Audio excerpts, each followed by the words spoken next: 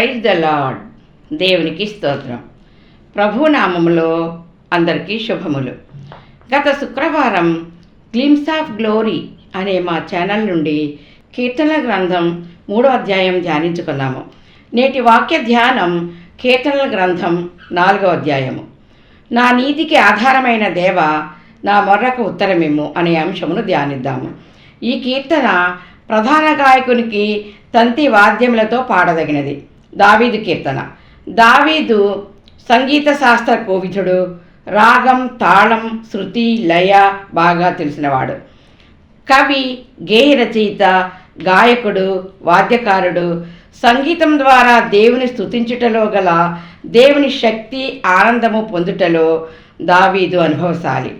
యెహోవా మందిరమునందు సేవ కొరకు దావీదు హేమాను, ఆసాపు, ఏతాను వంటి కొందరిని గాయకులుగాను, పంచలోహ తాళములు వాయించుటకు, హెచ్చు స్వరము గల స్వరమండలము వాయించుటకు, రాగమెత్తుటకు, సితారాలు వాయించుటకు, వాద్య విశేషములతో గంభీర ధ్వని చేయుటకు గాయకులను, సంగీతకారులను 4,000 మందిని నియమించాడు. కీర్తన 4:1. నా నీతికి ఆధారమగు దేవ, నేను మొర్రపెట్టినప్పుడు నాకు ఉత్తరమేమో. ఇరుకులో నాకు విశాలత కలుగజేసిన వాడవు నీవే. నన్ను కరుణించి నా ప్రార్థనను అంగీకరించుము. దావీదు ఆయన చేసిన ప్రార్థనను కీర్తనగా మలిచాడు.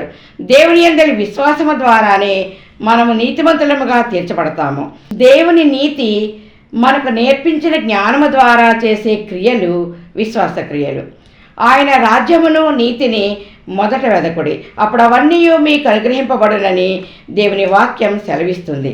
దేవుని నీతి పాపమును గూర్చియు, నీతిని గూర్చియు, తీర్పును గూర్చియు లోకమును ఒప్పుకొని చేస్తుంది. స్వనీతిలో మూఢత, తిరుగుబాటు, అవిధేయత దాగి ఉంటుంది.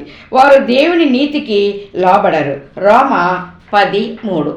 ఎలయనగా వారు దేవుని నీతిని ఎరుగక తమ స్వనీతిని స్థాపింపబూనుకొనుచు దేవుని నీతికి లోబడటలేదు. స్వాతిశయ పూర్ణులకును వారి నోటి మాటను బట్టి వారిని అనుసరించి వారికి ఇదే గతి. వారు పాతాళములో మందగా కూర్చబడుదురు, మరణము వారికి కాపరి అయి ఉండెను.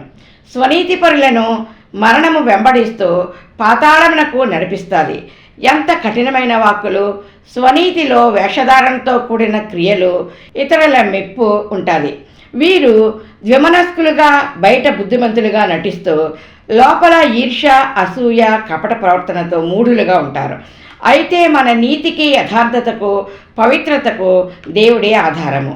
నీ గొప్ప కనికరములను బట్టియే మేము నిన్ను ప్రార్థించుచున్నాము కానీ మా స్వనీతి కార్యములను బట్టి నీ సన్నిధిని నిలువబడి ప్రార్థించటలేదు అని దానియేలు ప్రార్థించుచున్నాడు.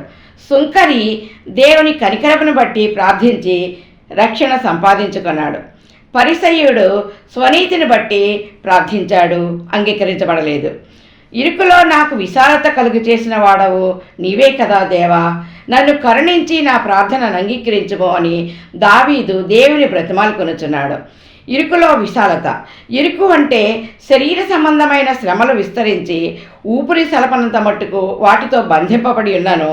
నీలో ఆత్మీయ స్వాతంత్రత అనే విశాలత కలిగి ఉన్నాను. మత్తయి 26:41. మీరు శోధనలో ప్రవేశింపకూడనట్లు మెళుకుగా ఉండి ప్రార్థన చేయుడి. ఆత్మసిద్ధమే గాని శరీరము బలహీనము. దావీదు శ్రమలలోనూ దేవునితో దగ్గరగా సహవాసం చేస్తూ ఆత్మలో ఆనందిస్తున్నాడు. యాకోబు 1:2-3. నా సహోదరులారా, మీ విశ్వాసమునకు కలిగి పరీక్ష ఓర్పును పుట్టించునని ఎరిగి మీరు నానా విధములైన శోధనలలో పడినప్పుడు అది మహానందమని ఎంచుకొనుడి. ఇట్టి అనుభవము దావీదు కలిగి ఉన్నాడు. దేవా, నీ కృపా కనికరములో నాపై చూపి నన్ను కరుణించి నా ప్రార్థనను అంగీకరించమని దీనముగా మొరపెట్టుకుంటున్నాడు. కీర్తన 4:2-3. నరులారా, ఎంతకాలము నా గౌరవమును అవమానముగా మార్చెదరు? ఎంతకాలము వ్యర్థమైన దానిని ప్రేమించెదరు? ఎంతకాలము అబద్ధమైన వాటిని వెదకెదరు? యెహోవా తన భక్తులను తనకు ఏర్పరచుకొనుచున్నాడని తెలుసుకొనుడి. నేను యెహోవాకు మొర్ర పెట్టగా ఆయన ఆలకించును. దేవుడు తన ప్రజల అవివేకమును గూర్చి ఇంకెంతకాలము మార్పులేని పాప జీవితంలో మునిగి కుములుతారు? మీరంతా నా సృష్టి అయి ఉండి నన్ను విడిచిపెట్టి మీ దోషక్రియల చేత ఎంతకాలము నా గౌరవమును అవమానముగా మార్చి నన్ను విసిగిస్తారు. ఎంతకాలము వ్యర్థమైన సినిమాలు, వ్యభిచారము, విగ్రహారాధనలతో ఆనందిస్తారు. బలత్కారము, దైవదూషణల వంటి వ్యర్థమైన వాటిని ప్రేమిస్తారు. ఎంతకాలము సత్యమార్గాన్ని తృణీకరించి మోసపూరితమైన జీవితం జీవిస్తారు. సిగ్గుమాలిన జనులారా కూడిరండి, పొట్టు గాలికి ఎగురినట్లు సమయము గతించుచున్నది. నేను తండ్రినైతే నాకు రావలసిన ఘనత ఏది అని దేవుడు అడుగుచున్నాడు. మలాకి 1:6. కుమారుడు తన తండ్రిని ఘనపరచును కదా, దాసుడు తన యజమానుని ఘనపరచును కదా. నా నామమును నిర్లక్ష్యపెట్టు యాజకులారా, నేను తండ్రినైతే నాకు రావలసిన ఘనత ఏమాయను? నేను యజమానుడనైతే నాకు భయపడువాడెక్కడ ఉన్నాడు అని సైన్యములకు అధిపతియగు యెహోవా మిమ్మును అడుగుచున్నాడు. ఇక సమయము లేదు, ఇకనైనా మేల్కొనండి. తరుణముండగానే దేవుని ఉగ్రత దినము దిగి రాకముందే మీ క్రియలను చక్కపరచుకొనండి.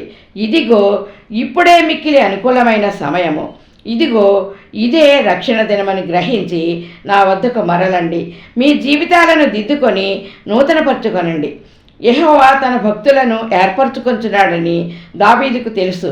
నేను దేవునిచే ఏర్పరచబడి అభిషేకించబడిన వాడను. దేవుడు నన్ను కోరుకొని ఎన్నుకొన్నాడు. నన్ను వెన్నంటి ఉండి నాకు గొల్యాతుతో యుద్ధములో జయమిచ్చాడు. శ్రమలో నేను దేవునికి మొరపెట్టినప్పుడు నా ఆక్రందనను ఆయన అలక్ష్యం చేయడు అని దావీదు దేవుని ఘనపరుస్తున్నాడు. ఇది దేవునితో దావీదులకు కలిగిన బలమైన ఆత్మీయ సహవాసం. మన శ్రమలలో, నిందలలో దావీదు అనుభవములను మనం అనుసరించి ఆచరించాలి. పిలువబడిన వారు అనేకులు, ఏర్పరచబడిన వారు కొందరే. దేవుని వెదుకువారిని, ఆయన రక్షణను ప్రేమించేవారిని, పాడి కొనియాడి ఘనపరచువారిని ఆయన ఏర్పరచుకొని ప్రత్యేక కృపలను వారికి అనుగ్రహిస్తాడు. ఆయన దూతల కావలిని వారికి ఇచ్చి దేవుడు కాపాడతాడు. కీర్తన 4:4-5. భయము నొంది పాపము చేయకుడి. మీరు పడకల మీద నుండగా మీ హృదయములలో ధ్యానము చేసుకుని ఊరకుండుడి. సెలా. నీతియుక్తమైన బలులు అర్పించుచు యెహోవాను నమ్ముకొనుడి. దేవుని భయము మనలను పాపమునకు దూరపరుస్తుంది. దేవునికి భయపడు వారికి ఆయన తోడై ఉంటాడు. వారిని వర్ధిల్ల చేస్తాడు. వారి చేతి పనులలో సఫలతనిస్తాడు. దేవునికి భయపడువారు దేవుని చిత్తాన్ని గ్రహిస్తారు. కష్టమైన నష్టమైన దేవునికి విధేయులవుతారు. ఆదికాండం 42:18. యోసేపు నేను దేవునికి భయపడువాడను అంటాడు. నీకు ఒక్కడైన నీ కుమారుని నాకియ వెనుతీయలేదు గనుక నీవు దేవునికి భయపడువాడవని అబ్రహామును గూర్చి దేవుడే సాక్ష్యం పలికాడు. అట్లే హెబ్రీ మంత్రస్థానులు దేవునికి భయపడి తమ ప్రాణాలకు తెగించి రాజాజ్ఞను కొట్టివేశారు. దేవుని సంకల్పాన్ని నెరవేర్చి బైబిల్లో వారికి స్థానం కల్పించుకున్నారు. దేవుని భయము ఆయనకు విరోధమైన వాటిని విసర్జించి దేవుని చిత్తాన్ని నెరవేరుస్తుంది.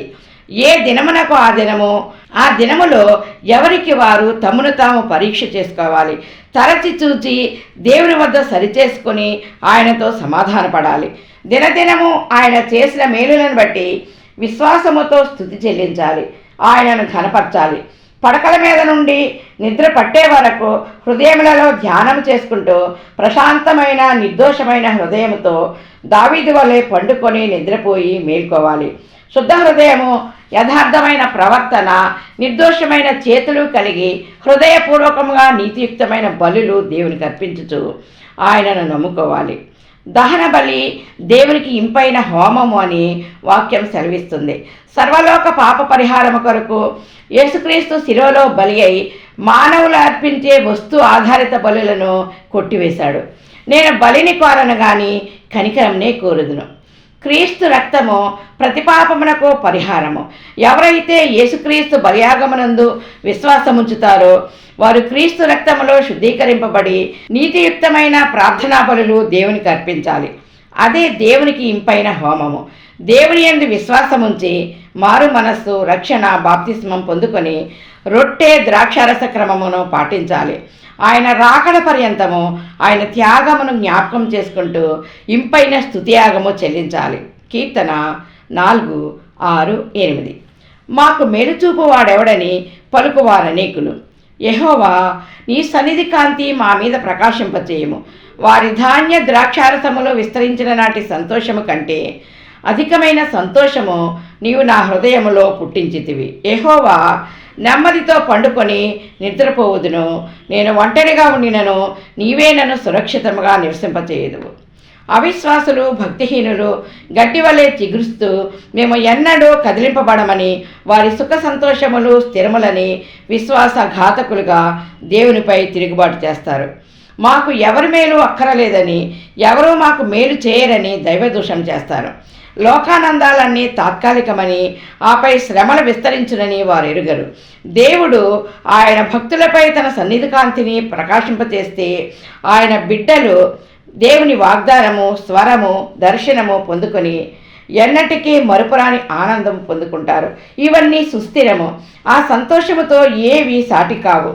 ధాన్య ద్రాక్షారసములు ఖర్చయిపోతాయి. దేవుడిచ్చిన సంతోషము, నెమ్మది హృదయంలో నింపబడినప్పుడు పొందు శాంతి సమాధానములు పరవశింపచేసి ధైర్యాన్ని ఇస్తాయి. ఒంటరిగా ఉన్న నెమ్మదితో సురక్షితంగా జీవింపచేస్తావు.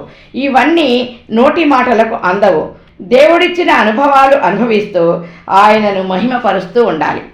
ప్రార్థన చేసుకుందాం.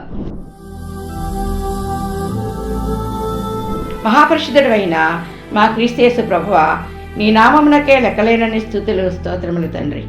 ఇంతవరకు క్షేమమిచ్చి ఆపదల నుండి తప్పించి మమ్ము నడిపించుచున్నందుకే నీకే వందనములు ప్రభువా.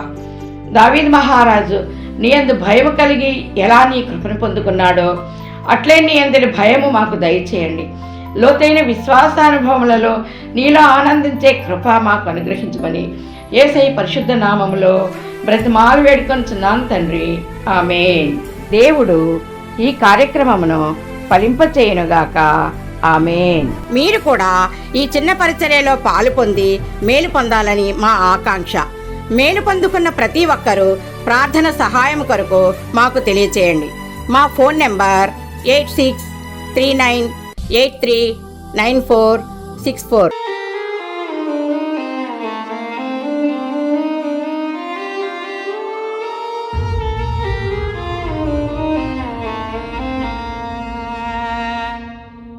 God bless you.